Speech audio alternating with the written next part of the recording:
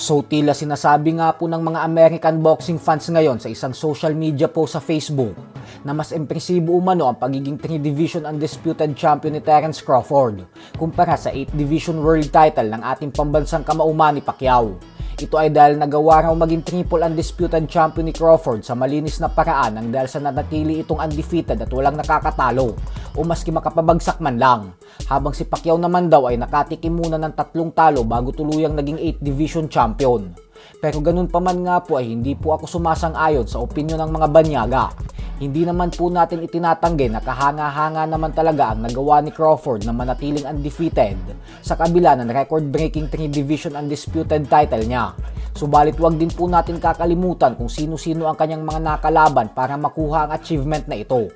Si Pacquiao po kasi ay napakadaming legends and Hall of Famers ang tinalo patungo sa 8 division title niya.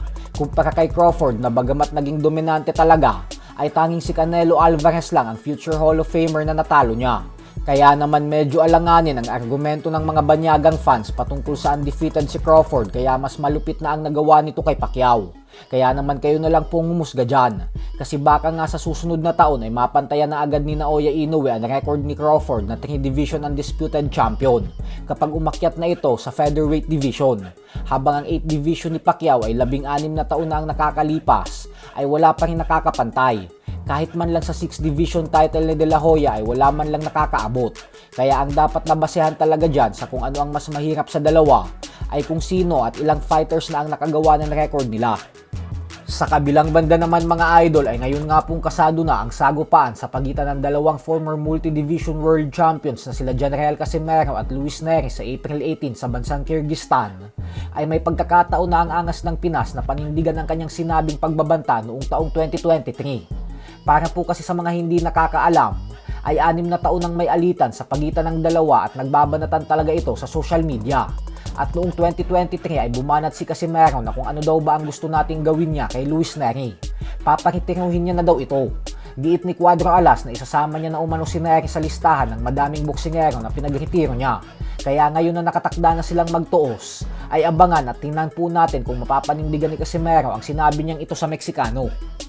Samantala, matapos nga pong sabihin ng WBC welterweight champion Ryan Garcia na tinakasan at iniwasan siya ng WBO junior welterweight champion Shakur Stevenson nang dahil sa takot dahilan kung bakit si Teofimo Lopez na lang umano ang sunod na lalabanan niya, ay tila hindi po dito natuwa si Stevenson.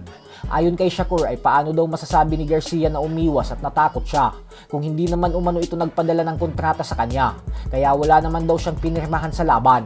Bagay na sinagot naman agad ni Garcia at sinabing paano daw siya magpapadala ng kontrata kung ngayon pa lang ay sinabi na agad ni Stevenson na hindi ito papayag na lumaban kung walang rehydration clause sa kontrata.